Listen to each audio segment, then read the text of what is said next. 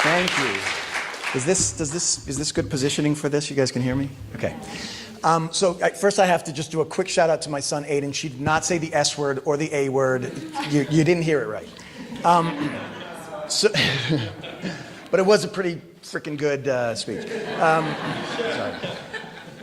So I'm going to tell you a little bit about why I am here.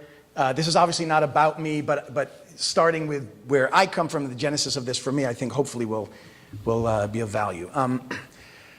I grew up, as my sister knows, in a house where we didn't have religion. My parents were religiously atheist, and that's in a lot of ways it helps free your mind, but in a lot of other ways it's very confusing for a child when you're also having to deal with death and things like the Holocaust, making sense of some real heavy things. And so I think the way that we, or at least the way that I was able to deal with that, was to look to the sort of the folklore of our family. And that was always about, well, when I was a kid, I interpreted that immortality, moving on, is about being famous, about making an impact, but really about being famous. So we had an aunt who was a dancer, Helen Tamara. She was a pioneer of modern dance. She died before I was born, around yeah.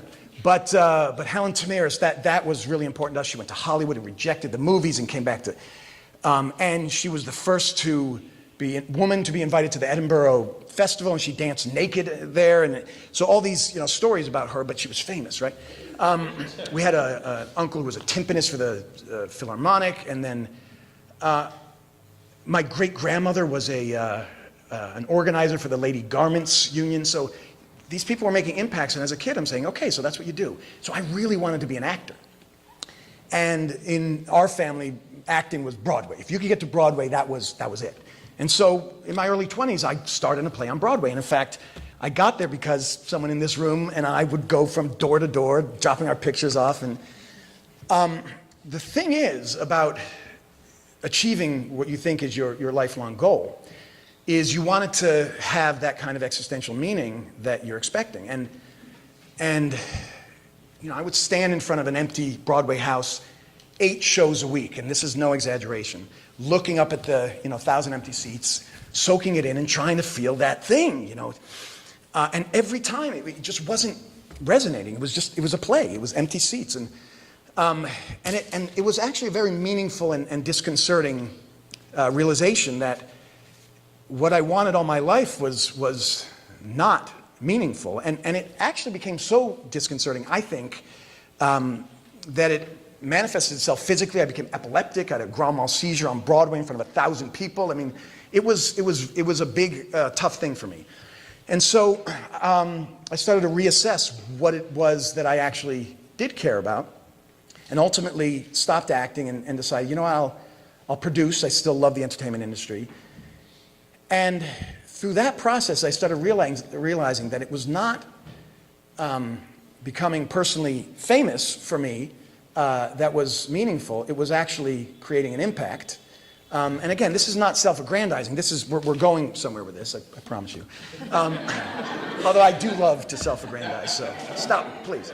And so I started to realize that there was power in connecting people, that while I was very sort of critical of myself as I was creating content myself, when I could harness the power of other artists, suddenly I started feeling like, okay, that's similar to what you said. It's like, okay, that's sort of who I am. I'm a connector. I'm a networker. And so what I think today is about for me, and why I created the Social Impact Conference, and why I really am sort of obsessed with helping artists and activists and business leaders and entertainment folks really get their voices heard, is because to me that is why I'm here. I think if there's something to replace this sense of religion and immortality and whatever that is, it's leaving a mark that changes the world in a positive way. And so I hope today that we can really all come together, mainly because it will make me very happy to harness your creative energy. But really, I think aligning everyone's self-interest. I think if we can do that, well, we're going to talk a lot about doing good in the world. The practical side of it for me is, how do we actually make it a sustainable model? It's really hard to do good when you have to pay the rent or the mortgage and fulfill certain mandates of your job. In the entertainment industry, so many people want to do great films, but thrillers and foreign-driven stuff sell, whatever, right? So how do we align that? And so what we're going to be talking about today, in part, is everything that you absolutely need. Where does that intersect? Not with what other people want to do, but with what they need. And so I think if we can do that and start that discussion, then suddenly I think we can really make things happen. So I'm really excited to be part of this.